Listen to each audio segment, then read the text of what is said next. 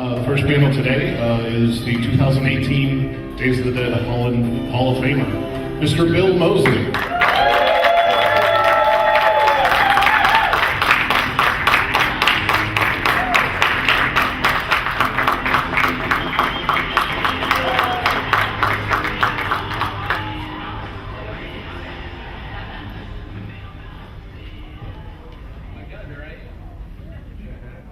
There I am in that tank top. Have to do a little more, lift a little more weight back to that Otis trim. So, being a lifelong horror actor, what do you think about some of the horror films lately? Get Out, Shape of Water, finally getting some recognition in the Oscars. I think it's great that they're getting recognition in the Oscars. I love Get Out. I've seen it twice. I thought it was fantastic for a bunch of different reasons. I just thought it was creepy, wonderful. I thought the lead actor was fantastic in it. I love the story. The story was hilarious, and I, to me, I'll forever remember the line, "I am TS fucking A." So now when I fly, because I fly a lot, I walk by, I see TSA, I just want to say, TS fucking A. Anyway. So, we've all heard the rumors again and again. Not going to really ask you about is there going to be one, but if there was a new Rejects or Corpses, which one would you prefer to shoot more in the vein of, like Corpses or Rejects? Wow. It's so funny because Rejects, that was 2005, so that's 13 years ago. I think before, because every once in a while, it seems like every so often there's a new round of rumors that there's another one in the offing, it's going to be made such and such a time. For me, it's like reality, and the difference between reality and rumor is a script and a contract offer. And so I'm still waiting for both.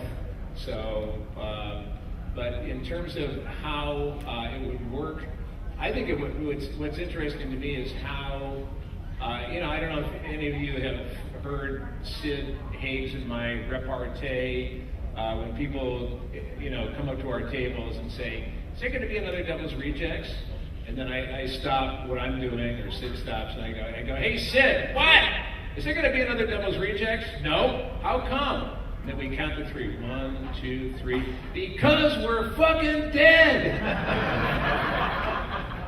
Now, given the fact that we're fucking dead, it would be kind of hard unless there were some kind of a supernatural element introduced to the Fireflies and the Driftwoods. So, I thought to myself, how would that look? Would it look like, there's a bunch of ways to do it. I think the cheesiest way to do it, if there were a sequel to The Devil's Rejects, the cheesiest way would be, baby waking up going, wow, what a dream I had. That's like the J.R. Dallas thing. Forget it. Then there is, of course, the possibility that we survived a fusillade of rifle shots to the head. And that's possible. Maybe they, just hit us in certain non-critical places. So we could have survived. And then there's the third possibility, the one I like is, I always thought it would be cool is if we were killed and went to hell, and then the devil said, get out of here, you guys are way too much for me to handle. So we would be rejected by the devil, and then we would go back to Earth and do more crazy stuff. So, I'm sure there's a bunch of other ways to do that. I don't know how. Anyway, I'd like to do it again. So, if anybody has, a direct line to Rob Zombie, please say, I'm up for it. So let's go back to the beginning. What really drew you to wanting to be an actor? I guess it was just when I was a little kid. I was just a little exhibitionist. I do remember I had, the farthest back I can see is when I was a little boy in Barrington, Illinois, where I grew up, and we were at, sorry, I have to put my phone on mute here. You keep getting little bleeps. That was me. But anyway, yeah. So I was a little boy, and I was in my favorite the family hamburger place called Bert's Tavern in Barrington. And there was a jukebox, and there was some song playing, and I got up from the booth and started dancing around, and everybody in the restaurant seemed to enjoy it. I don't know, so that's maybe that was it. Maybe that's where it all began. And then my parents were part of a group of families that acted out plays. It was called the Barrington Play Reading Group. And a different family would take on a production. I remember there was a play called Sunrise at Campobello about Franklin Roosevelt and his sons or something. And so the family that would take on the play would basically turn their house into a stage. They would have a dinner party, and then they would take the living room and turn it into a set. And actors, all of the local townspeople would act these plays out, holding the book in their hands. So they would be reading and acting. They had makeup and everything. And I was a couple of times I was basically hired as the kid. I did a play called 1,000 Clowns. I did Sunrise at Campobello. So I was always kind of an acting kid. And it kind of evolved from there. When I got out of college, it didn't even occur to me that you could act. That would be a professional, career choice. My dad was, we're heartland Republicans. Dad was the head of a company that made, railroad tank cars and railroad cars, freight cars. So we were not exactly, it wasn't a family that was given to, hey, someday maybe you'll be an actor. It's like, if you're an actor, I will kill you. So, that was not, that wasn't anything I was kind of, brought up to, to aspire to. It just kind of seemed to work out. I don't know. In spite of my family, really not because of my family. So let's move to your first role as Chop Top. How did you end up landing that role? I was so freaked out by the original Texas Chainsaw Massacre, and I thought the way to get it out of my head, way back I think I saw it, the first time I saw it was maybe 76 in Boston in the Combat Zone on a double bill with Enter the Dragon. And and that was the first movie, so we saw Enter the Dragon. And, it was like a Sunday afternoon crowd. It was a bad part of kind of the Times Square of Boston. Everybody's indoors, they're yelling at the screen, kick his ass, Bruce! And, that's all going on, and everybody's kind of in a jovial mood. And then comes Texas Chainsaw Massacre, which I wanted to see just because the name was so, the title was so provocative. Like, Texas Chainsaw Massacre, I gotta see that. So checked it out, and from the minute it opened with these kind of weird strobe shots of a melted corpse and the kind of tortured violin string, you'd see it was like, what the hell is this? And it was so different. And then the movie just sucked me in and just freaked me out, and it really kind of twisted me. So I tried to see it as many times as possible so that it would become familiar and it would lose its power. And all that did was just make it worse. I think I saw it, because this was before I even videotaped, so I had to find it in different theaters. And every time I saw it, it just made it worse. And finally I was working one summer, the summer of 84 or something. I was working on a ranch in Wyoming, and I was working with a crazy kid. We were just ranch hands, and this crazy kid is maybe 16 years old, and he was into sugar. I think he later became a drug addict, but so that was an early indication.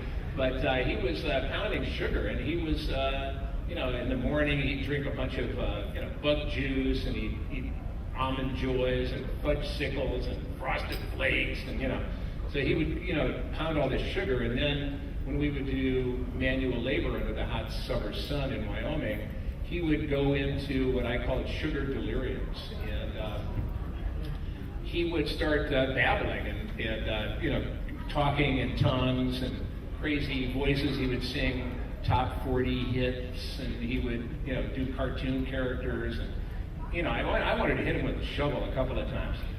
And so one day, we're working, and we're digging a hole or something, and he's, going, Captain Crunch, just blabbing along. And all of a sudden he goes, Texas Chainsaw Manicure, and then back to Captain Crunch, Captain Crunch. And I heard that, and immediately I had a scenario in my head. I went back to the bunkhouse, it's a ranch, and I wrote about a 5-minute scenario.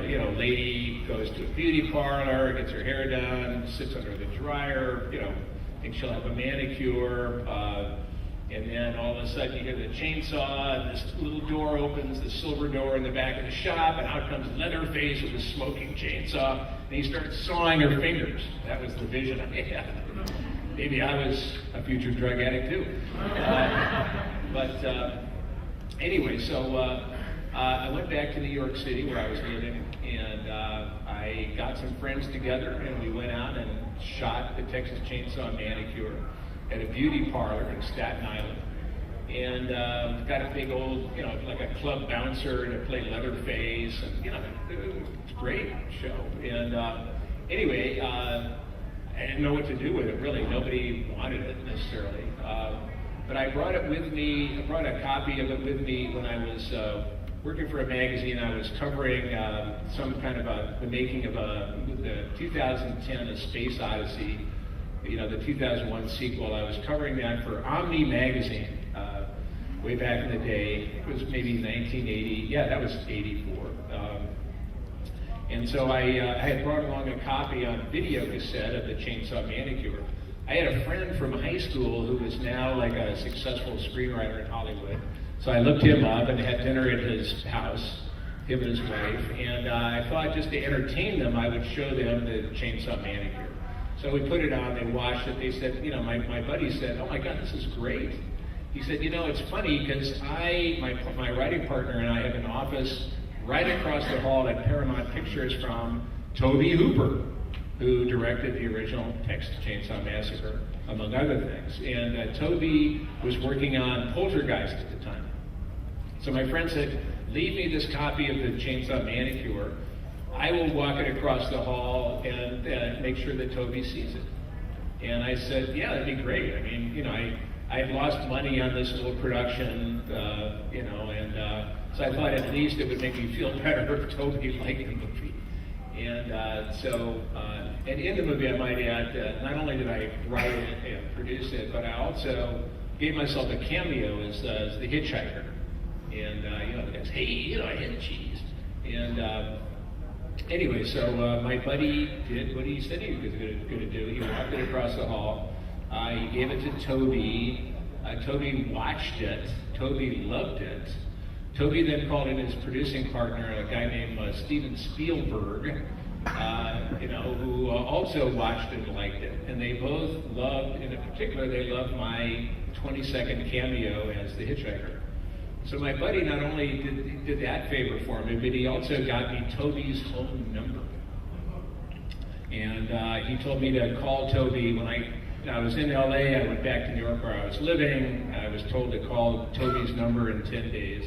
And just to follow up on the manicure. So I did, and Tobe answered the phone, which was, I later found out was a miracle. I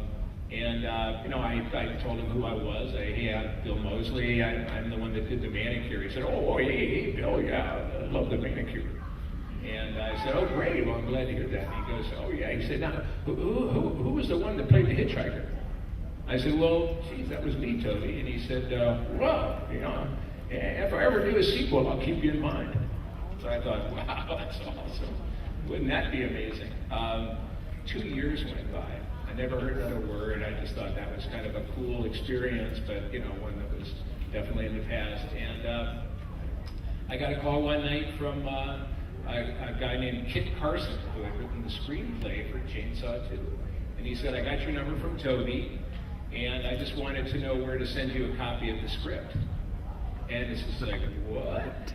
And I think I might have even said, who is this really? but I knew it was long distance. That was back when we had something called phones, and you know, you could tell if it was long distance, there was like a little bit of a sizzle to it. You know, wow. So I knew it was long distance. So anyway, I gave this guy my address. This is before computers, so he actually had to send me the physical script in the mail. And I got the script, I read it, I thought, God, that's great. He said, you know, keep an eye on this character Chop Top. So I thought, okay. So I did, and I thought, God, that's a big part. So I called him back and I said, you know, I love this script. I think it's hilarious. And he was very happy to hear that. He said, really? You think it's funny? And I said, oh man, it's great. It's amazing. And he said, well, you'll be hearing from us. And the next call I got was from the Canon Films legal department saying, do you have an agent or do you want to negotiate your own contract? And I had met an agent, you know, I was a freelance writer in New York, but I had met an agent at a Christmas party, an agent that worked for William Morris. So I called her up and said, hey, would you negotiate a contract for me? And that was free money for her, so she said, sure.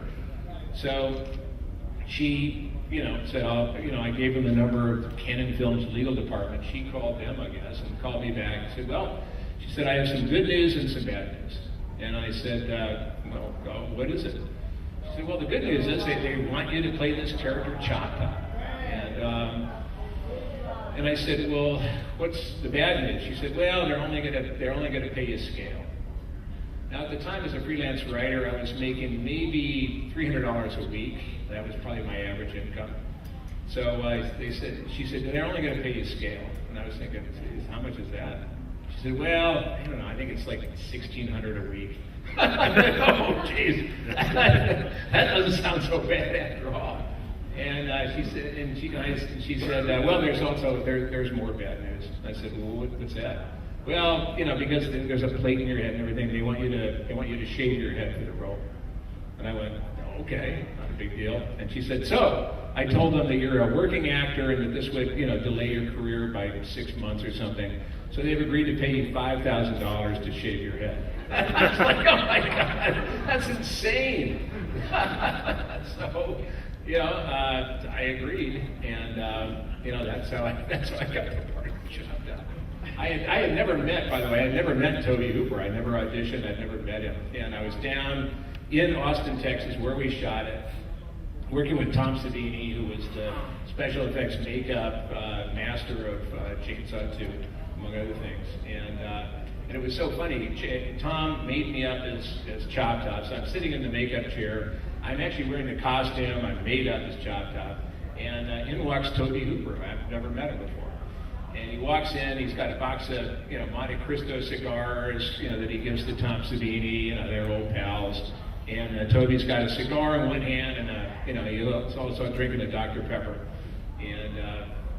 And Tom greets him, and they talk. And I'm just sitting there, and Tom goes, well, you know, Toby, what do you think? Here's Chop Top. And Toby goes, yeah, nice, yeah. And then Toby goes, yeah. And Tom says, you want any tweaks or anything? And Toby goes, yeah, I think maybe a little more pus on the plate. And Tom goes, amber or clear? Toby goes, amber.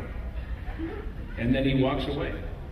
And I'm just like, I'm thinking, this is going to be really fucking cool. That's pretty awesome.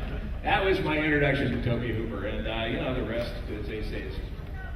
Do you still have a copy of the manicure? Yeah. I do. I never put it out just because I used music that I couldn't figure out how to clear stuff. So, you know, there's some Clifton Chenier, there's just a couple of little tunes, some Kinky Friedman, you know, so, but I did show it. I was at a Housecore Records, Housecore Horror Festival a couple of years ago. So I made up like a little DVD of the manicure and some different things.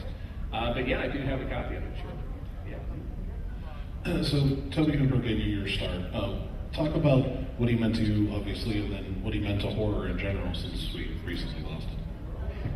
Yeah, you know, Tobe was, he was really a pretty funny guy, very, very shy, painfully shy, very funny guy. A great director. You know, for me it was especially fun because he loved what I was doing. And that, you know, I've had worked with plenty of directors who have not loved what I was doing, and that could be a bummer. But with Toby, he just was very encouraging. I loved working with him. That was the only time I worked with him. And for years, I thought maybe I had done something wrong, or I was wondering, like, because I kept sending him Christmas cards, but I never worked with him again. And it's so funny. I've since learned, having done this for a while now, that different directors have different attitudes about their actors. For some, it's like a not a one-night stand, but it's like a love affair where it burns hot while you're doing such and such a movie, and then when the movie is over, you kind of fall out of love, or you're in love with someone else or something else. And that may be more like the way Toby works. I know that with Rob Zombie, for instance, it's just the opposite. That Sid Haig and I have done a bunch of different things with Rob, and that when you're a part of I call it the Rob Zombie players, then you can look forward to working again and again. I think as the biggest problem for an actor, I'm sure there are many other lines of work, and that is, we're always wondering where the next job is coming from. So that's why a lot of actors are very happy to be on series, where you're like, 8 years and you're doing the same thing, for 8 years. That's job security in a way. But especially in features, and for me, low budget independent features is my bread and butter. So that's like, for the most part, one and done. So you're always looking, for the next job, and trying to, like, hey, how's it going, Jerry? How away from kids? That kind of thing.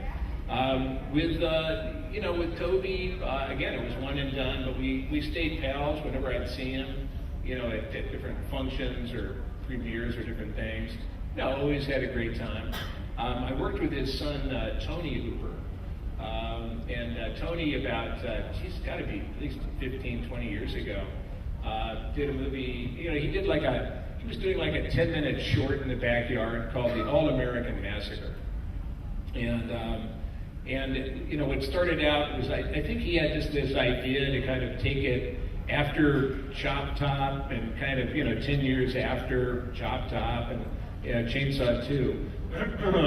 So we ended up doing like this weird, wonderful sequel, I guess. And it really started out as a 10-minute short because it was really supposed to show off his computer graphics skills. And then it just kept getting bigger and bigger. He hired, it was so weird that Leatherface was played by Buckethead. I don't know if y'all know him, the world's greatest guitar player.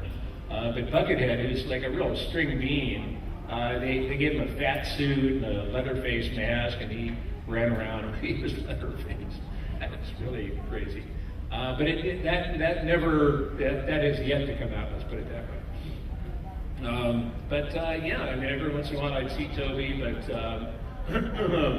I was certainly able to pay my respects when he passed, about 2 months ago, or a month and a half, 3 months ago, something like that. So, I'm certainly going to miss him. As we mentioned before, there are a lot of great horror directors from that era, Wes Craven and George Romero, of course, that I've worked with, and Toby, they're dying, but I guess that's just part of the deal. That's why it's so good to see people like Jordan Peele, certainly James Wan. There are certainly a new generation of horror directors. So. And we talked about once sort of adding a comedic element to TCM2, but you mentioned once that Toby thought the original was a comedy. Yeah, that blew my mind. What was the rationale behind that?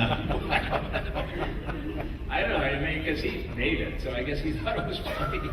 I don't know. When he said that, he said, oh yeah, that was funny. And I was just thinking, oh my God, man, this guy is really like from a different planet. But I appreciated that. There's something. I guess there's something funny about. I think of the scene in the pickup truck when Jim Seadow's got the poor girl in Marilyn Burns. And he's got her in a burlap bag in the bottom of the truck, and he's like poking her with a stick, and driving. And when a car comes by, he gets all straight. And then as soon as the car goes past, he goes, he starts poking her with a stick. I guess that's funny, to me when I first saw it, that freaked me out. I was thinking, oh my God. But, if you look at it from that point of view, I guess it's kind of funny. I don't know. So speaking of Savini and Romero, you were in the remake of Night of the Living Dead. Talk a little bit about that. As a horror fan, were you kind of taken aback that they were doing this? No, I mean, I understood it because, the original Night of the Living Dead got away from George and, and his producers. There was some kind of, they wrote something wrong on the copyright application. So somehow, some way, Night of the Living Dead ended up becoming public domain. And when it should have, given George a revenue stream for years to come. But somehow it just got away from him. Excuse me. So he wanted to do a remake so that he would actually be able to control the movie and ownership of it. So that was cool. Then he wanted Tom Savini to direct it, which was great because Tom's a great director, and it was a great opportunity for him. And it was funny because having worked with Tom on Texas Chainsaw 2, we were pals, and so he sent me a copy of the script. I keep getting these manila envelopes of George's new version of Night of the Living Dead. And Tom, the letter said, read this script and pick any part. So I read the script, and being an actor, you think the bigger the part, the more weeks you're working, which means the more you're going to earn. So that's my artistic sentiment. And so I went ahead and read it, and I wanted to play Harry, the bad guy in the basement, who was played by Carl Hardman in the original, and then Tommy Tolles in the remake. And so I called Tom up. I said, the script is great. It's really cool. I like how Barbara's now like Sigourney Weaver in Alien. Now she's kick ass. And I said, so I want to play Harry in the basement. And Tom said, oh, pick any character. Just make sure it's Johnny. I'm like, oh. So that was 1 week's work. That was better than nothing. So what I did was, with Johnny, I knew that in order to make the character work, I really needed to be able to say, they're coming to get you, Barbara, in that kind of Boris Karloff voice. So I rented a movie called Die Monster Die, which is H.P. Lovecraft. That's old Boris Karloff and Nick Adams, who played the rebel in the old TV Western series. And so I just played Die Monster Die over and over again and kept practicing. And finally I came up with, they're coming to get you, Barbara. And so that worked. And then it was funny because we got to the set, and it was in Washington, Pennsylvania. I remember it was on Earth Day. And we're in the cemetery, and I'm teasing Barbara, the great Patty Tallman, and saying, they're coming to get you, Barbara. And then there was this long shot from between the car, and we were going to visit our mother's grave in the cemetery. And there's this long shot, and there was no dialogue for it. So I was kind of teasing her, so I just kept going, and I said, they're horny, Barbara. They've been dead a long time. And they liked that, so they kept that in. And then there was some other, guy in the graveyard, and I went, look, there's one of them now. He's getting closer, dangerously close. And she was freaking out, and I just had a lot of fun doing it. I loved working with Tom.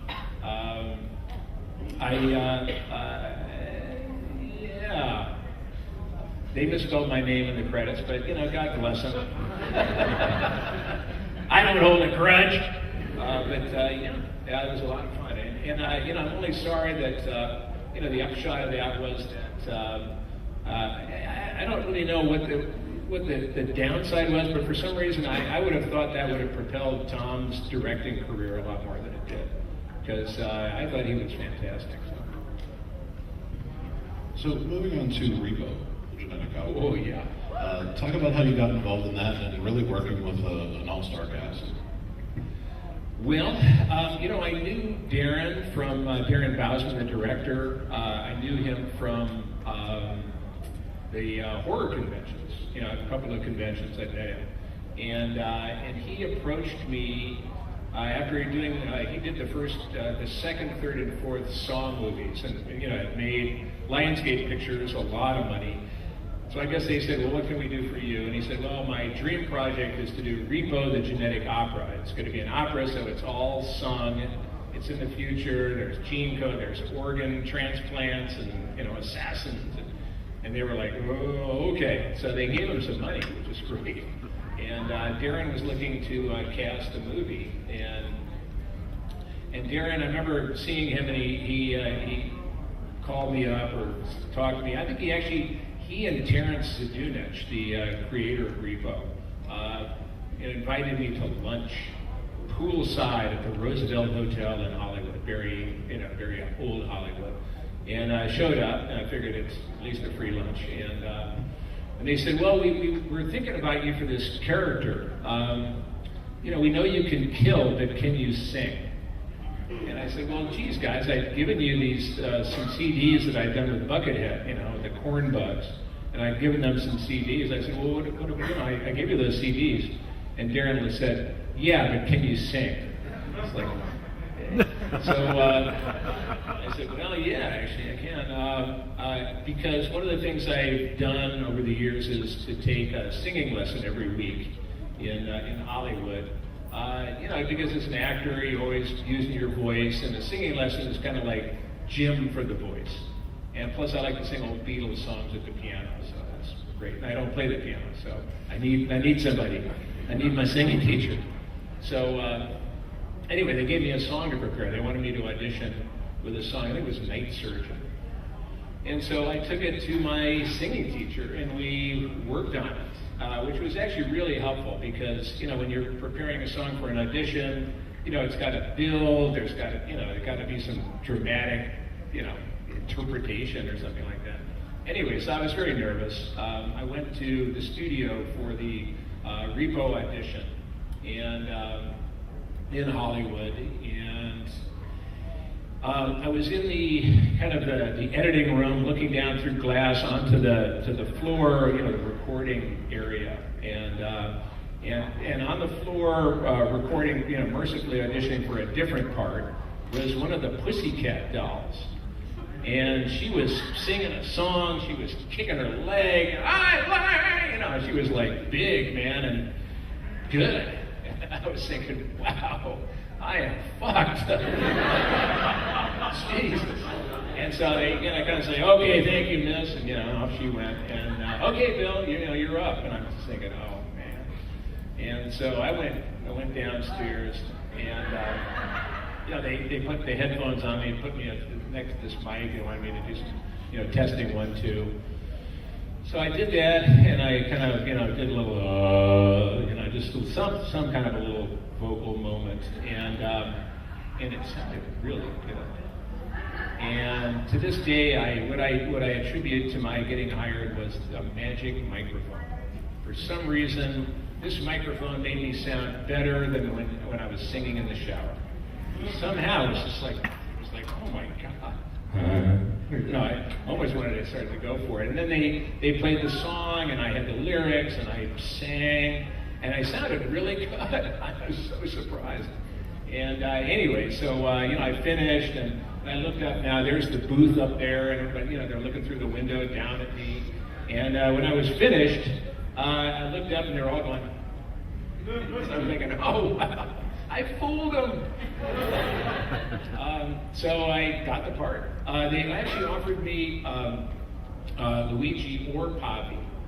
And having been in the makeup chair for many, many, many hours in other parts of my career, I thought, that's what I thought. That's just how shallow my thinking is, frankly. It's selfish. But what I thought was, if I say yes to Pavi, they're going to bring me in 2 hours earlier than the other cast members just to do my face and do all this extra stuff. So I think I'm going to go for Luigi, because at least there's no makeup. I just comb my hair and I'm mad with a knife. And so that was how I ended up deciding between the two parts. And isn't that great that I made that fateful decision? Because again, one of my great friends, and the guy that I mentioned before, is Ogre from Skinny Puppy. And I met him. They cast him quite rightly to play Poppy, and we became fast friends. We had so much fun working together, especially because we got to work with Paul Sorvino. So much fun, a very funny guy. So that was, and then in comes Paris Hilton, and Paris immediately became my buddy because I brought my younger daughter with me one day to the studio.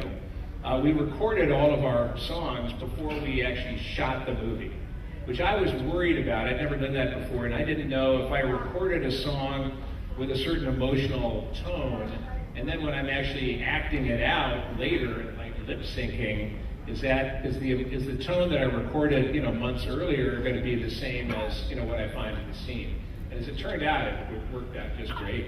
And that's because Darren, Bousman knew so much about. He knew exactly, what tones he wanted to bring to what songs. But anyway, I brought my younger daughter, who at the time was probably 9 or 10, and I brought her along with me. And Paris Hilton shows up after she got hired, and it's Amber, and she shows up with her little, Pomeranian dogs, her cute little dogs, and put my daughter in charge of, watching the dogs. And so that, friend for life. Certainly my younger daughter, friend for life, and I appreciated that. I love working with Paris, by the way. I thought she did a great job. I think it's kind of, and it's a little parenthetical note that when Repo came out, a lot of the critics really panned it. And I think almost sight unseen, I think really on the basis, that's my theory, that they saw that Paris Hilton was in the cast, and so it was like, it's gotta suck. I thought Paris did a great job. I don't know if there are any Repo fans, but yes, all right. Paris did great. She was a real trooper. I thought she was fantastic. So I'll be a Paris fan until I draw my last breath.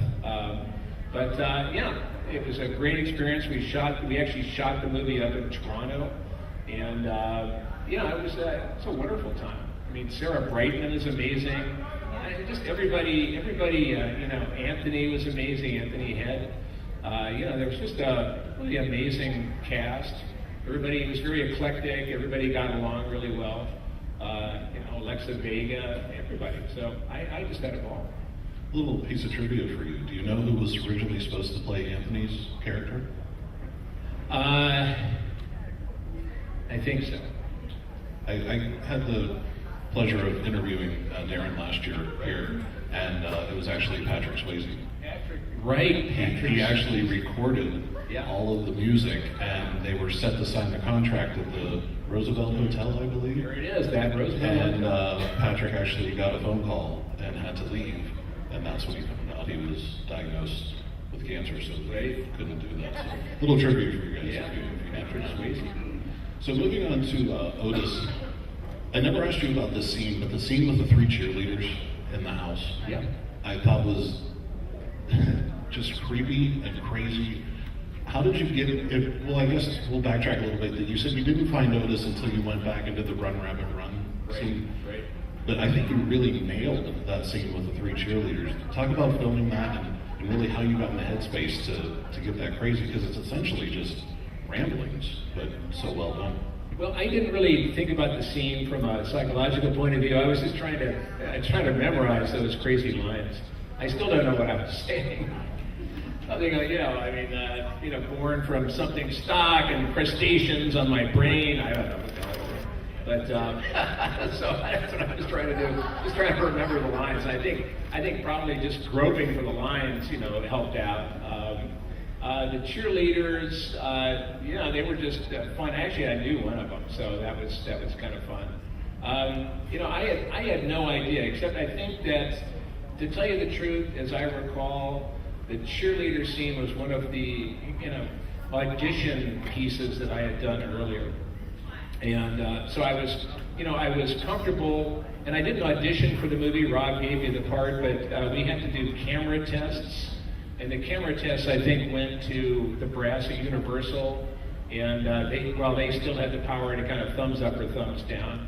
So I was doing a camera test, and there was a circulating. I remember the camera was circling, and I remember they kept wrapping the electrical cord around my legs. So I was like trying not to fall over and trying to stay into what they were doing.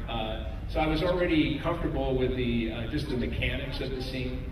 And then again, the crazy rant. I'm no stranger to crazy rants. I still don't know what I said, but I did memorize it somehow. So I think that's really it. Beyond that, I didn't really have any kind of deep inner connection to it necessarily. I think it's just the fear of getting fired. Which can be very motivating, as we all know. So when you were filming the scene where you shot Walter's character in the head, how long did Rob say to hold it? Or was it just fluid, or did he have an idea of how long he wanted to sort of drag that scene out? Yeah, I mean, I didn't really, when we were doing the scene, it didn't really seem like, it certainly wasn't, shooting it wasn't as dramatic as how it showed up in the movie. I do remember we were out on location, where we were, doing the bonfire scene and the burial scene, and we were out in the country somewhere. And Rob invited me and Sherry, his wife, to come to the trailer and to see that scene. The Walton Goggins, that long, painfully, like 30 seconds of silence, and then finally, bang, poor Walton falls over. But as it turns out, so he showed us that scene, which was freshly edited, and it looked fantastic. And then he let us know that Universal, the whole movie, they'd gone over the whole movie, and that was the scene they wanted to cut out, because they felt that it glorified violence against the police. This was right around 9/11. Remember, this is 2001 was 9/11, and there was Columbine. So there was kind of extra sensitivity, but they wanted to cut that scene out. And of course, for my money, and certainly for Rob's money, that was the emotional heart of the movie. That was the dramatic heart of the movie. That 30 seconds of like, oh my God, when's this going to come? When's he going to shoot him? And so that I can add to it. When I shot the thing itself, it didn't really. I didn't think of it as any more controversial than anything else we were doing. By the way, that the House of a Thousand Corpses, I don't know if you all have ever been on, to Universal Burbank in California. There's a tour. You get on a tram and you go around through the back lot and see famous locations. There's the Psycho House on the hill and a bunch of different houses that have been in different movies. It was so funny because, as it turned out, the House of a Thousand Corpses, the same house, was in a Dolly Parton movie called, what was it? Best of the Whorehouse in Texas.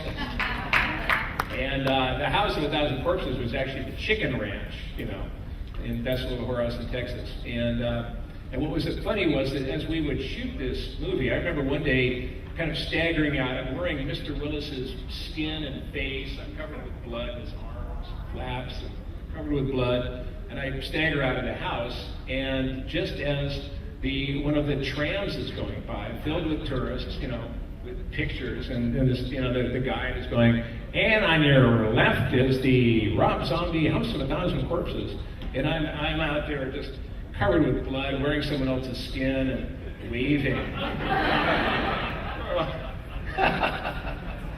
One of those happy moments. So we're running out of time. I wanted to ask one final question. A lot of actors that I talk to say that it's just words on a page. They're just there to do their job. But That's TV. one scene from Rejects that really got me was obviously the hotel scene. That had to be a little difficult to shoot, even though it was, just a movie. What were your thoughts on working with Priscilla Barnes and shooting that scene? Well, I was scared to death, to tell you the truth.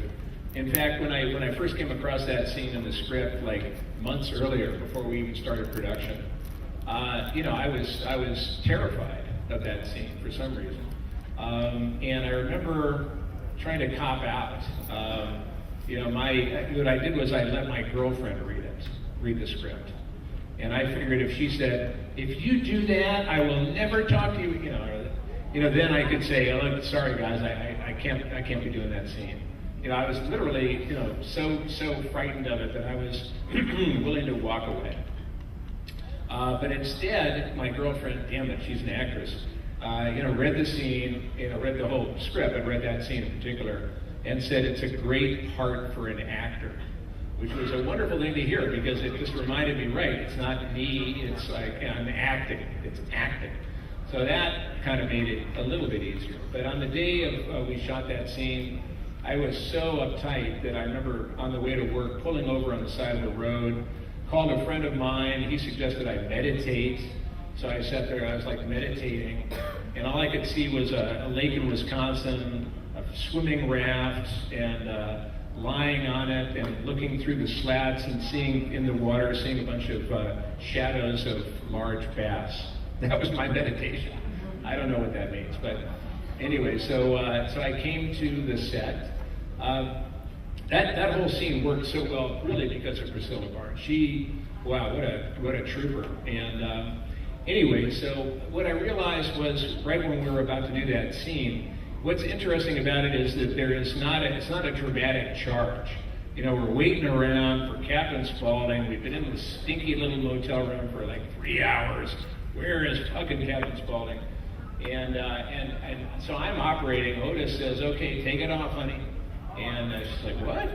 And, and it's really, I'm operating out of boredom. A lot of times in horror movies, you're lying and waiting, you jump out, and you already have this kind of energy, this coiled spring. But for Otis, it's just like, okay, take it off, honey. What? And it kind of builds, and so that was weird.